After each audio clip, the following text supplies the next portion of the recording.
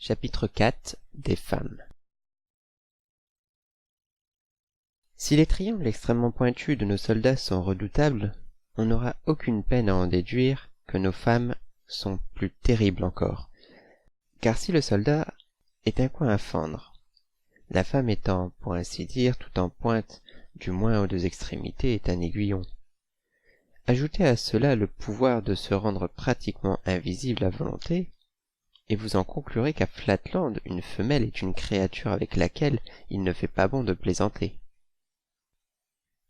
Mais parvenu à ce point de mon récit, peut-être certains de mes lecteurs, parmi les plus jeunes, se demanderont-ils comment, à Flatland, une femme peut se rendre invisible. Cela devrait à mon sens s'expliquer de soi-même. Néanmoins, quelques mots suffiront à éclairer les plus irréfléchis. Placez une aiguille sur une table. Puis, l'œil au niveau de la table, regardez-la de côté. Vous en voyez toute la longueur, mais à présent, contemplez-la de face. Vous n'en voyez plus que la pointe. Elle est devenue pratiquement invisible. De même pour l'une de nos femmes. Quand son côté est tourné vers nous, nous la voyons sous la forme d'une ligne droite. Si au contraire notre regard se dirige vers l'extrémité qui contient son œil ou sa bouche, car chez nous ces deux organes sont identiques, nous ne percevons plus qu'un point très brillant. Mais lorsque c'est sa partie postérieure qui se présente à nous, celle-ci, étant moins brillante et même presque aussi obscure qu'un objet inanimé, lui sert en quelque sorte d'anneau de gygès. Les périls auxquels nous sommes exposés de la part de nos femmes doivent être évidents à présent pour les esprits les plus lents de Spaceland. Si déjà se heurter à un respectable triangle de la classe moyenne n'est pas sans danger, si l'on risque une entaille en se cognant contre un ouvrier, si l'on ne peut éviter une blessure grave en entrant en collision avec un officier de la classe militaire, si les sommets d'un simple soldat est à peu près mortel au seul contact, où va-t-on en se jetant sur une femme sinon à la destruction immédiate et complète? Et lorsqu'une femme est invisible, ou que l'on ne voit d'elle qu'un point d'une brillance atténuée, combien il doit être difficile, même pour les individus les plus circonspects, de toujours échapper à la collision. Nombreux sont les décrets qui ont été votés à diverses époques dans les différents États du pays plat pour minimiser ce péril. Et dans les régions méridionales, moins tempérées, où la force de gravitation étant plus grande, les êtres humains ont plus de mal à éviter les mouvements mal calculés ou involontaires. Les lois qui concernent les femmes sont naturellement beaucoup plus strictes, mais le résumé suivant donnera une idée générale de notre code. Petit 1.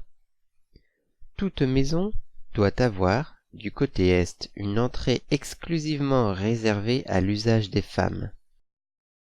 C'est par là, et non par la porte ouest, celle des hommes, que toutes les femmes entreront, avec une attitude décente et respectueuse. Petit 2. Sous peine de mort, aucune femme ne se déplacera jamais dans un lieu public sans pousser continuellement son cri de paix. Petit 3. Toute femme dont il sera dûment constaté qu'elle souffre de la danse de Saint-Guy, de convulsions, de rhume chronique accompagné d'éternuements violents, ou de quelque autre maladie qui détermine chez elle des mouvements involontaires sera immédiatement détruite. Dans certains États, une loi complémentaire interdit aux femmes, sous peine de mort, de se tenir ou de marcher dans un lieu public sans remuer constamment de droite à gauche la partie postérieure de leur individu afin d'avertir de leur présence ceux qui se trouvent derrière elles. D'autres obligent les femmes, quand elles voyagent, à se faire suivre de leurs fils d'un domestique ou de leur mari. D'autres encore leur imposent une réclusion totale à l'intérieur de leur foyer, sauf à l'occasion des fêtes religieuses. Mais les plus sages de nos cercles, ou hommes d'État, se sont aperçus que la multiplication des lois d'exception dirigées contre les femmes avait pour effet non seulement de débiliter la race et de réduire le rythme des naissances, mais aussi d'accroître la fréquence des meurtres familiaux au point qu'un code trop sévère se révélait plus nuisible qu'utile à l'État qu'il adoptait. Car lorsque l'humeur des femmes est ainsi exaspérée par l'obligation qu'on leur fait de demeurer constamment chez elles, ou par les contraintes qu'on leur impose à l'extérieur, elles ont tendance à décharger leur bile sur leurs maris ou leurs enfants. Et il est arrivé, dans les régions les moins tempérées, que toute la population mâle d'un village soit exterminée en 1 heure ou 2, à la suite d'un soulèvement simultané des femmes. En conséquence, les 3 décrets cités plus haut suffisent aux États les mieux réglés, et l'on peut considérer qu'ils résument à peu près notre code de la femme. Somme toute, ce n'est pas dans la législature que nous trouvons notre principale sauvegarde, mais dans les intérêts des femmes elles-mêmes. Car si elles sont capables de provoquer une mort instantanée en effectuant un simple mouvement rétrograde, encore faut-il qu'elles parviennent à dégager immédiatement leur extrémité acérée du corps de leur victime, qu'agitent les soubresauts de l'agonie, pour éviter que leur frêle organisme ne soit lui-même détruit. Les pouvoirs à la mode sont également de notre côté. J'ai signalé que dans certains États, parmi les moins civilisés, il était interdit aux femmes de se montrer dans un lieu public sans agiter de droite à gauche leur extrémité postérieure. C'est là, depuis des temps immémoriaux, une pratique universelle chez toutes les dames ayant les moindres prétentions à la bonne éducation. On tient pour déshonorant qu'un État soit contraint de se faire respecter par la loi, ce qui devrait être, et qui est chez toutes les dames de qualité, un instinct naturel. L'ondulation rythmique, et oserais-je dire, bien modulée qu'imprime à leur partie postérieure nos dames de rang circulaire, est enviée et imitée par l'épouse d'un vulgaire équilatéral qui doit borner ses aspirations à une oscillation monotone, semblable à celle d'un pendule. Ce balancement régulier de l'équilatéral n'est pas moins admiré et copié par l'épouse de l'isocèle, ambitieux et progressiste, race chez qui aucune espèce de mouvement postérieur, entre guillemets, ne soit encore parmi les nécessités de la vie.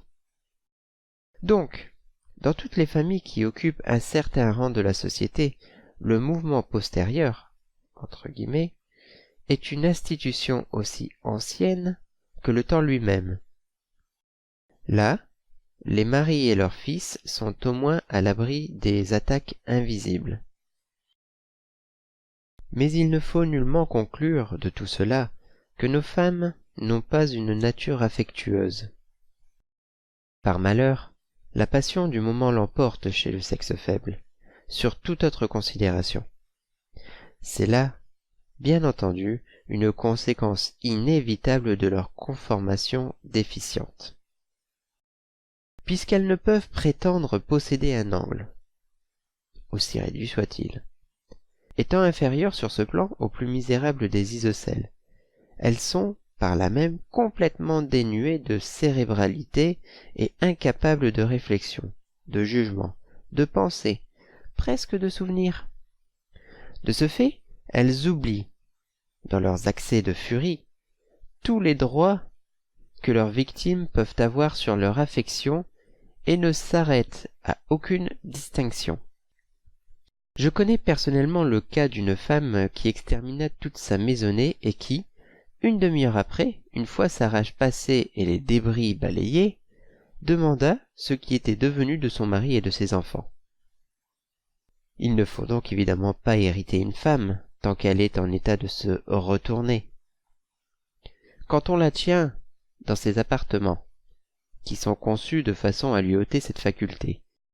On peut dire et faire ce qu'on veut, car elle est alors réduite à une totale impuissance et ne se rappellera plus dans quelques minutes l'incident au sujet duquel elle vous menace actuellement de mort, ni les promesses que vous aurez peut-être jugé nécessaire de lui faire pour apaiser sa furie.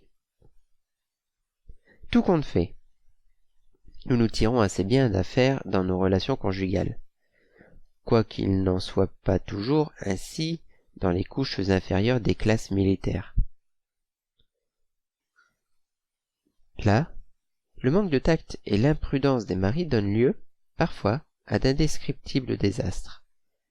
Ces misérables individus, se fiant plus aux armes offensives de leurs angles aigus qu'aux organes défensifs du bon sens et des simulations opportunes, négligent trop souvent les principes qui régissent la construction des appartements féminins ou irritent leur époux en employant à l'extérieur des expressions mal avisées qu'il refuse de rétracter sur le champ.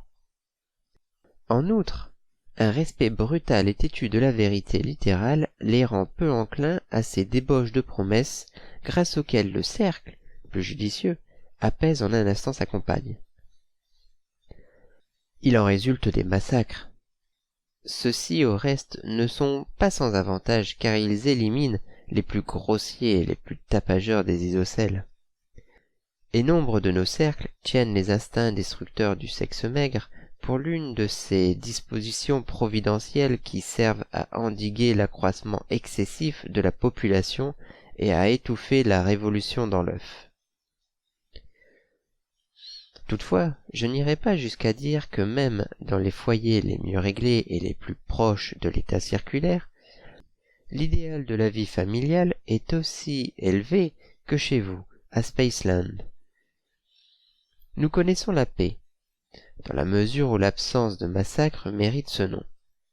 Mais, nécessairement, il n'y a guère harmonie de goût ou d'activité, et c'est au prix du confort domestique que la sage prudence des cercles a assuré la sécurité. Dans tous les foyers circulaires ou polygonaux, la coutume veut depuis des temps immémoriaux, et cette coutume est devenue à présent une espèce d'instinct naturel chez les femmes, de haut rang, que la mère et les filles gardent constamment l'œil et la bouche tournés vers leur mari et ses amis de sexe mâle. Si une dame de bonne société tournait le dos à son époux, ce serait considéré à la fois comme un mauvais présage et un manque de dignité. Mais comme je vais le montrer à l'instant, cette coutume, tout en ayant l'avantage de la sécurité, n'est pas dénuée d'inconvénients. Dans la maison de l'ouvrier ou du commerçant respectable, où la femme est autorisée à tourner le dos à son époux pendant qu'elle vaque aux travaux domestiques, il y a au moins des moments de calme au cours desquels l'épouse ne se fait ni voir ni entendre, hormis le bourdonnement continu de son cri de paix. Mais dans les résidences des classes supérieures, la tranquillité est trop souvent absente. Ici, la bouche volubile et l'œil à l'éclat pénétrant sont dirigés en permanence vers le maître de maison, et la lumière elle-même ne se répand pas en un flot plus persistant que le torrent du bavardage féminin. Le tact et l'habileté qui suffisent pour éviter l'aiguillon de la femme sont impuissants à lui fermer la bouche. Et comme l'épouse n'a absolument rien à dire, comme l'esprit, le bon sens, la conscience qui pourraient l'empêcher de parler lui font totalement défaut, il n'est pas rare d'entendre des cyniques déclarer qu'ils préfèrent le danger de l'aiguillon meurtrier, mais inaudible, à l'autre extrémité bruyante et inoffensive de la femme. Mes lecteurs du pays de l'espace jugeront peut-être tout à fait déplorable la condition de nos femmes, et elle l'est en effet. Le mâle isocèle, du type le plus bas, peut envisager une certaine amélioration de son angle et espérer que toute sa castre dégénérée finira éventuellement par s'élever dans l'échelle sociale. Mais ces espoirs sont inaccessibles au sexe féminin. Femme un jour, femme toujours. Tel est le décret de la nature. et les lois de l'évolution elles-mêmes semblent refuser de s'exercer en sa faveur. Au moins, pouvons-nous cependant admirer cette sage disposition, qui, en interdisant tout espoir aux femmes, les a également privées de mémoire pour se rappeler et de pensée pour prévoir les chagrins et les humiliations qui sont à la fois une nécessité de leur existence et la base de notre constitution à Flatland. Chapitre 5. Comment nous nous reconnaissons les uns des autres? Vous, qui, à l'ombre et à la lumière, ont été également accordés, vous, qui avez le bonheur de posséder 2 yeux, vous qui jouissez du sens de la perspective qu'est et qu'enchante le spectacle de diverses couleurs, vous qui pouvez réellement voir un angle et contempler toute la circonférence d'un cercle dans l'heureuse région des 3 dimensions, comment vous faire comprendre avec quelle difficulté extrême nous reconnaissons, à Flatland, nos configurations respectives? Rappelez-vous ce que je vous ai dit plus haut. Chez nous, tous les êtres, qu'ils soient animés ou non, et quelle que soit leur forme, se présentent à notre regard sous une apparence identique ou presque identique, celle d'une ligne droite. S'ils sont tous semblables, comment les distinguer les uns des autres? La réponse est triple. Le premier moyen que nous utilisons est le sens de l'ouïe. Il est chez nous beaucoup plus développé que chez vous, et nous permet non seulement de reconnaître au son de leur voix nos amis personnels, mais aussi d'opérer une distinction entre les différentes classes, du moins en ce qui concerne les 3 ordres inférieurs, équilatéral, carré et pentagone, car je ne tiens pas compte des isocèles. Mais à mesure que nous nous élevons dans l'échelle sociale, le processus qui consiste à distinguer et être distingué croît en difficulté. D'abord parce que les voix sont assimilées. Ensuite parce que la faculté de reconnaître par la voix est une vertu plébéienne qui n'est pas très développée dans l'aristocratie. Et l'on ne peut pas se fier à une méthode qui comporte des risques d'imposture. Dans notre ordre inférieur, les organes vocaux sont au moins aussi développés que ceux de l'ouïe, de sorte qu'un isocèle peut aisément feindre la voix d'un polygone et avec un peu d'entraînement celle d'un cercle. On recourt donc plus volontiers à une autre méthode. Celle qui consiste à toucher est la plus couramment employée par les femmes et les individus d'ordre inférieur.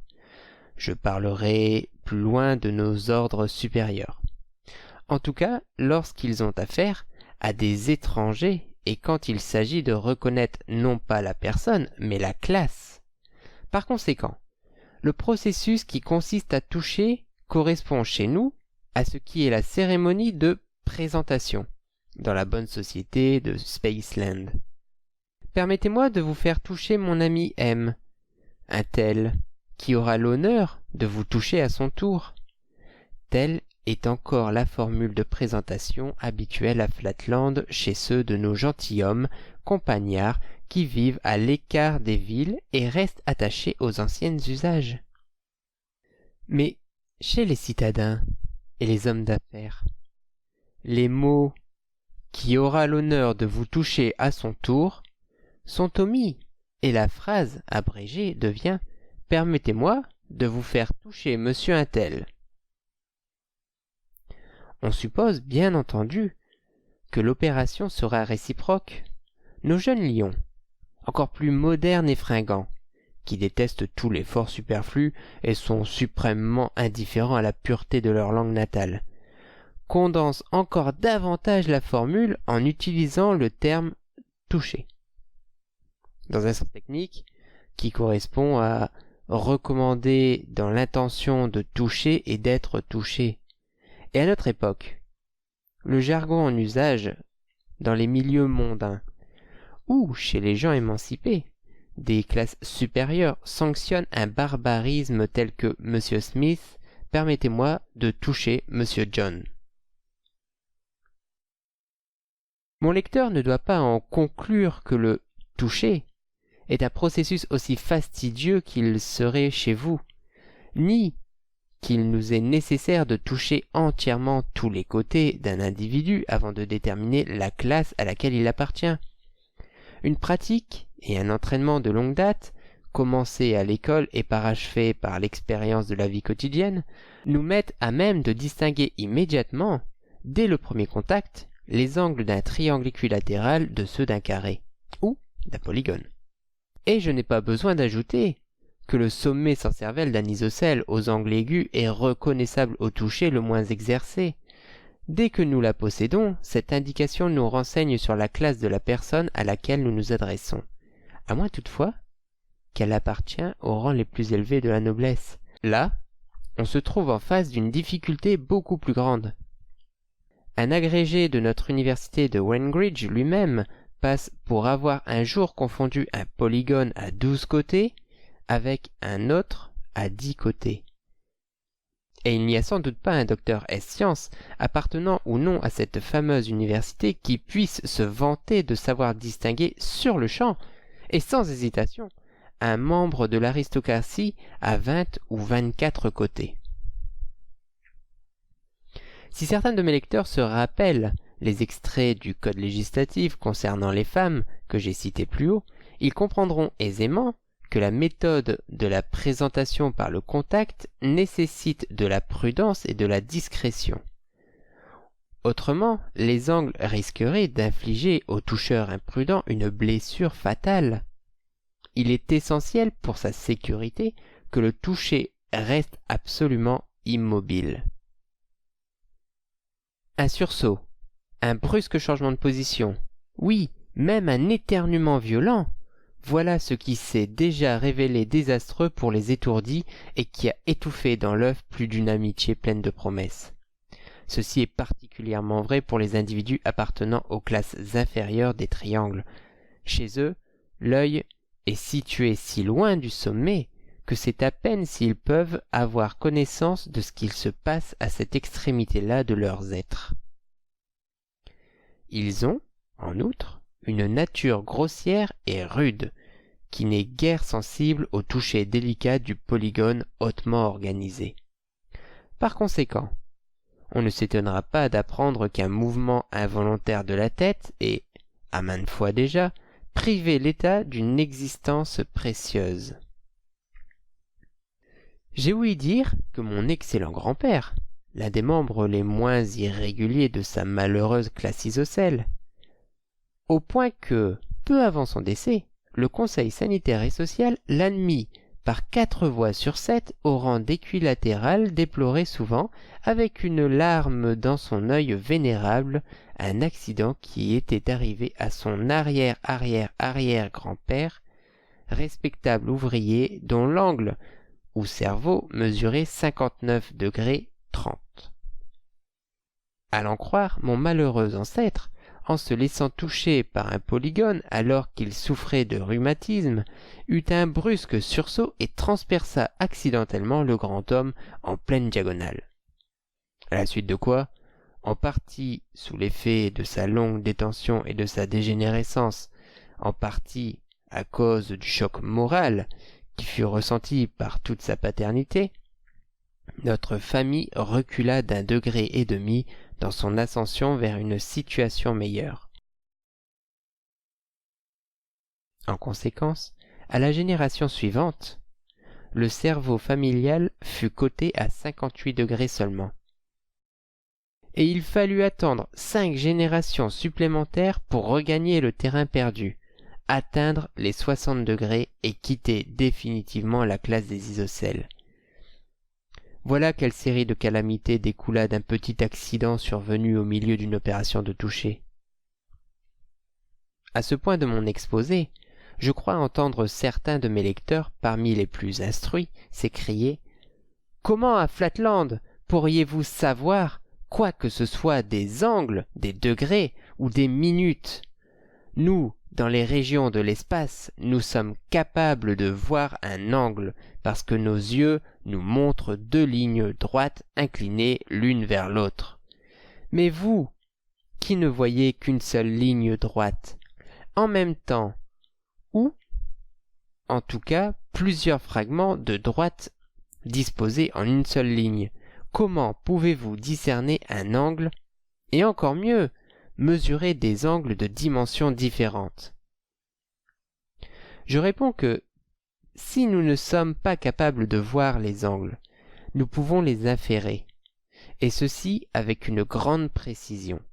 Notre sens du toucher, stimulé par la nécessité et développé par un long entraînement, nous met à même de distinguer les angles avec une exactitude à laquelle est loin d'atteindre votre sens de la vue.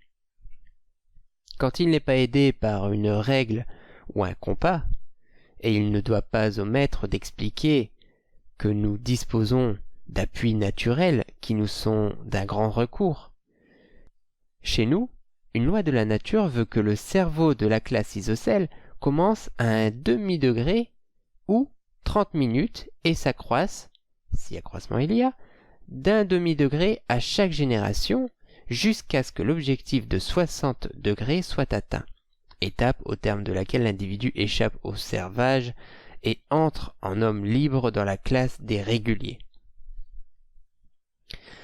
Par conséquent, la nature elle-même nous fournit une échelle ascendante ou alphabet des angles, graduée en demi-degrés jusqu'à 60, dont nous plaçons des spécimens dans toutes les écoles élémentaires du pays. Grâce à quelques rétrogressions, à une stagnation morale et intellectuelle encore plus fréquente, et à l'extraordinaire fécondité des classes de criminels et de vagabonds, les individus cotés à 1,5 ou 1 degré existent en quantité superflue, et jusqu'à 10 degrés, les spécimens ne manquent pas. Ils sont absolument privés de tous leurs droits civiques, et un grand nombre d'entre eux, n'ayant même pas assez d'intelligence pour être employés à faire la guerre, sont consacrés par les États au service de l'éducation. Solidement enchaînés afin d'écarter toute possibilité de danger, ils sont placés dans les classes de nos écoles maternelles et notre ministère de l'enseignement s'en sert pour impartir aux enfants des classes moyennes ce tact et cette intelligence dont les misérables créatures sont elles-mêmes totalement dépourvues. Dans certains États, les spécimens sont nourris de temps à autre et l'on tolère que leur existence se prolonge pendant plusieurs années. Mais, dans les régions plus tempérées et mieux réglées, on constate qu'en définitive, il est plus avantageux dans l'intérêt de la pédagogie de ne pas nourrir les spécimens et de les renouveler tous les mois. Ce qui est à peu près la durée moyenne de vie chez les individus des classes criminelles quand on les prive de toute alimentation. Dans les écoles moins coûteuses, ce que l'on gagne en laissant vivre le spécimen plus longtemps, on le perd en nourriture et en précision, les angles s'émoussant après quelques semaines de toucher constant. Et nous ne devons pas non plus oublier d'ajouter, en énumérant les avantages du système le plus dispendieux, qu'il tente à réduire, faiblement mais d'une façon perceptible, cette population isocèle surabondante. Objectif que tout homme d'État de Flatland garde constamment en vue. Donc dans l'ensemble, et tout en n'ignorant pas que dans nombre d'écoles où le conseil d'administration est issu du vote populaire, il y a une réaction en faveur du système bon marché, comme on l'appelle. Je suis personnellement enclin à penser que nous nous trouvons là en présence d'un de ces cas où la dépense est la véritable économie. Mais je ne dois pas laisser les questions de politique scolaire me détourner de mon sujet. J'en ai suffisamment dit, me semble-t-il, pour montrer que le toucher n'est pas un processus aussi ennuyeux ou aussi peu concluant qu'on pourrait le supposer. Et il est évidemment plus sûr que la méthode auditive. Reste, comme je l'ai signalé plus haut, une objection, les risques qu'il comporte. Pour cette raison, bon nombre d'individus appartenant aux classes inférieures et moyennes, et toutes les personnes des classes polygonaux et circulaires, sans exception, préfèrent une troisième méthode dont je réserve la description au chapitre suivant. Chapitre 6. De la méthode visuelle en tant que moyen de connaissance. Mes lecteurs vont penser à présent que je ne suis guère logique avec moi-même. Je disais dans les pages précédentes que toutes les figures de Flatland offraient l'apparence d'une ligne droite. Et j'ajoutais, ou je sous-entendais, que par conséquent, l'organe visuel ne permettait pas d'établir une distinction entre les individus de classes différentes. Or me voilà sur le point d'expliquer à mes critiques de Spaceland comment nous parvenons à nous reconnaître les uns des autres avec le sens de la vue. Cependant, si mon lecteur veut bien prendre la peine de se reporter au passage dans lequel je qualifie la méthode de toucher universel, il constatera que j'ai précisé dans les classes inférieures.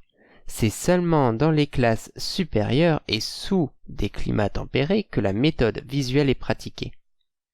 En réalité, ce pouvoir existe dans n'importe quelle région et il est théoriquement à la disposition de toutes les classes. Cela grâce au brouillard qui règne pendant la plus grande partie de l'année dans toutes nos contrées, exception faite des zones torrides. Ce qui est pour vous, habitants du pays de l'espace, un mal sans mélange, qui rend le paysage invisible, déprime l'âme et affaiblit la santé. Nous le tenons, nous, pour une bénédiction à peine inférieure à l'air lui-même, pour le Père nourricier des arts et des sciences. Mais bornons-nous là à notre éloge de cet élément bénéfique et expliquons-nous. Si le brouillard n'existait pas, toutes les lignes nous paraîtraient également claires et impossibles à distinguer les unes des autres, et c'est effectivement le cas dans ces malheureuses régions où l'atmosphère est parfaitement sèche et transparente. Mais là où le brouillard est abondant, les objets qui se trouvent à une distance de 3 pieds par exemple sont sensiblement plus obscurs que ceux dont 2 pieds 11 pouces nous séparent, et le résultat en est qu'une observation expérimentale attentive et constante de l'obscurité et de la clarté comparée nous permet de déduire avec une grande exactitude la configuration de l'objet observé. Un exemple fera plus pour éclairer ma pensée que tout un volume de généralité.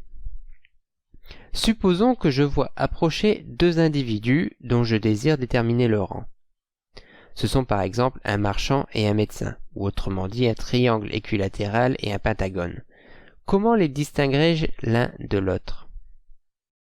N'importe quel enfant de Spaceland, dont l'esprit a été initié aux études géométriques, comprendra aisément que si je parviens à placer mon œil dans une position telle que mon regard puisse couper en 2 parties égales l'un des angles A de l'étranger qui s'approche, mon rayon visuel passera, si je puis m'exprimer ainsi, exactement entre les 2 côtés les plus proches de moi, CA et AB, de sorte que je les contemplerai tous deux impartialement et qu'ils m'apparaîtront de la même dimension.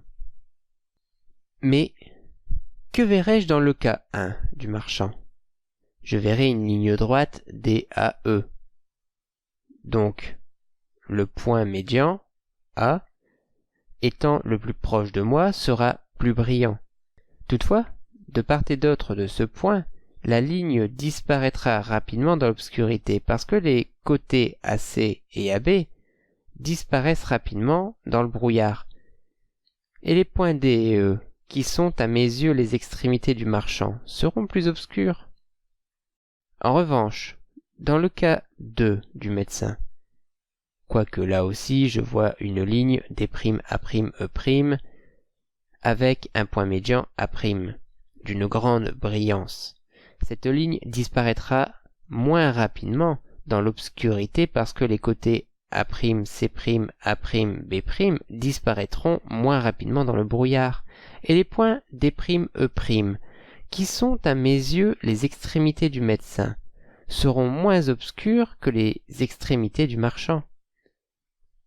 Le lecteur comprendra probablement, à l'aide de ces 2 exemples, comment le sens de la vue nous permet à nous, gens des classes instruites, après un très long entraînement que vient compléter une expérience quotidienne, de distinguer avec une grande précision suffisante les individus des ordres moyens et inférieurs.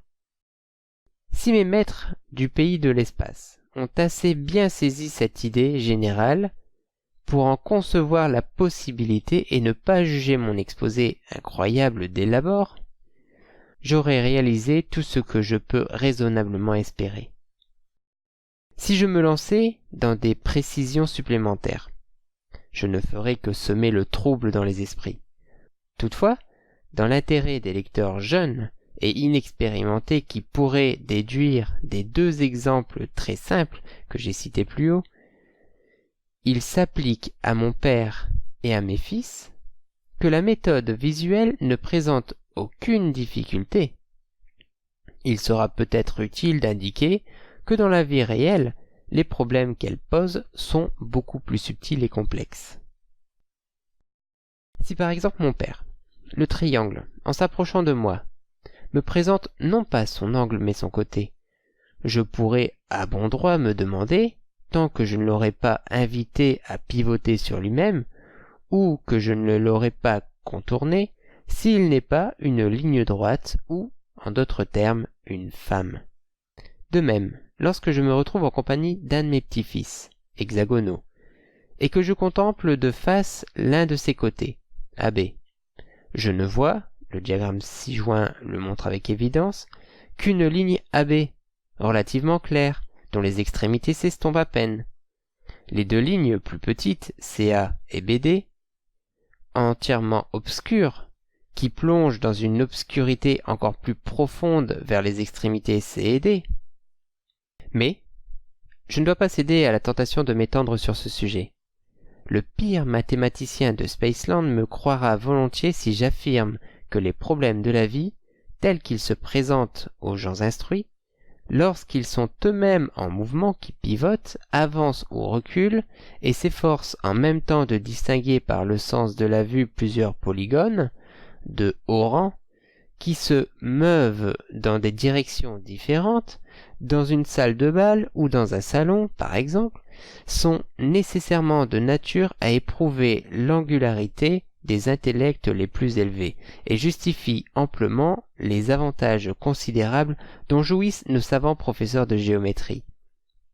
Tant statiques que cinétiques, à l'illustre université de Cambridge, où la science et l'art de la connaissance visuelle sont régulièrement enseignés à l'élite de nos États, seuls les rejetons de nos familles les plus aristocratiques et les plus riches peuvent consacrer le temps et la fortune nécessaires à l'étude de cet art éminent et noble.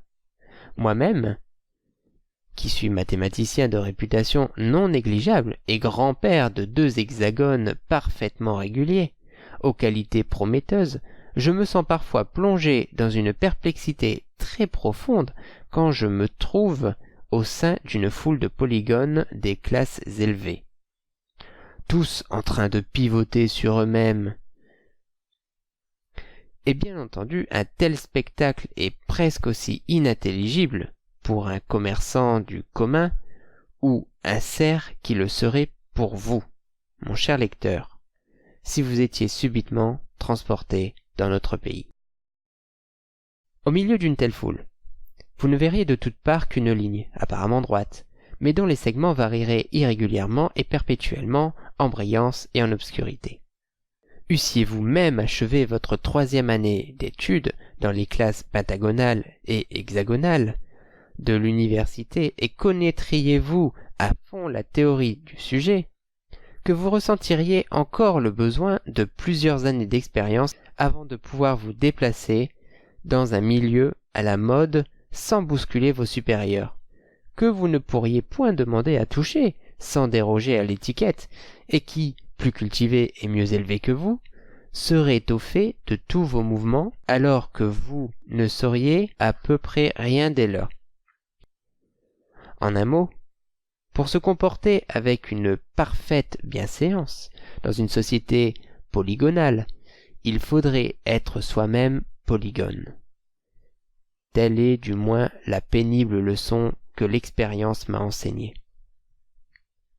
Il est étonnant de constater à quel point l'art, je pourrais presque dire l'instinct, de la connaissance visuelle se développe quand on en fait une pratique habituelle en évitant la coutume du toucher. De même que, chez vous, les sourds-muets, si on les autorise à gesticuler et à utiliser l'alphabet manuel, n'apprendront jamais à lire sur les lèvres et à parler. Méthode plus difficile mais aussi plus riche. Ainsi, chez vous, de la vision et du toucher, qui prend dans sa petite enfance l'habitude de toucher ne saura jamais voir à la perfection. Aussi, dans nos classes supérieures, le toucher est-il découragé ou absolument interdit? À peine sortis du berceau, les enfants, au lieu de fréquenter les écoles élémentaires publiques, où l'on apprend à toucher, sont envoyés dans des séminaires dont les élèves sont triés sur le volet, et dans notre illustre université, toucher est considéré comme une faute grave, qui entraîne la rustrification au premier délit et l'expulsion au second. Mais dans les classes inférieures, l'art de la connaissance visuelle est considéré comme un luxe inaccessible. Le vulgaire commerçant ne peut se permettre de laisser son fils consacrer un tiers de sa vie à des études abstraites. On autorise par conséquent les enfants pauvres à toucher dès leur plus tendre année et ils y gagnent une précocité, une vivacité qui les met d'abord dans une position extrêmement avantageuse par rapport au comportement inerte, passif, peu développé des jeunes gens de la classe polygonale qui n'ont pas achevé leur instruction. Mais quand ces derniers ont enfin terminé leurs études universitaires et sont prêts à mettre en pratique leurs connaissances théoriques, le changement qui intervient en eux mérite presque le nom de seconde naissance. Et dans toutes les branches des arts, des sciences, des activités sociales, ils rattrapent rapidement et distancent leurs rivaux triangulaires. Seuls quelques rares individus de la classe polygonale échouent à la dernière épreuve ou examen de sortie de l'université. La situation de cette minorité, qui n'a pas réussi, est réellement pitoyable. Rejetés par les classes supérieures, ces gens sont aussi méprisés que leurs inférieurs. Ils ne possèdent ni le talent mûri et systématiquement cultivé des licenciés et des diplômés polygonaux, ni la précocité innée, la souplesse d'esprit, l'ingéniosité des jeunes commerçants. Les professions libérales, les services publics leur sont fermés. Et quoique dans la plupart des États, le mariage ne leur soit pas véritablement interdit, ils ont pourtant le plus grand mal à former des alliances convenables. Car l'expérience montre que la progéniture de ces infortunés, peu douée par la nature, est elle-même déficiente en règle générale, sinon positivement irrégulière. C'est souvent parmi ces déchets de notre noblesse que les grands tumultes et les séditions de naguère ont trouvé leur chef. Et il en a découlé tant de maux qu'aux yeux d'une fraction croissante de nos hommes d'État les plus progressistes, la vraie charité consisterait à les supprimer entièrement, en rendant passibles de la prison à vie ou en exécutant sans douleur tous ceux qui échouent à l'examen de sortie de l'université. Mais me voilà en train d'aborder le sujet des irrégularités, question d'une importance si considérable qu'elle réclame un chapitre séparé.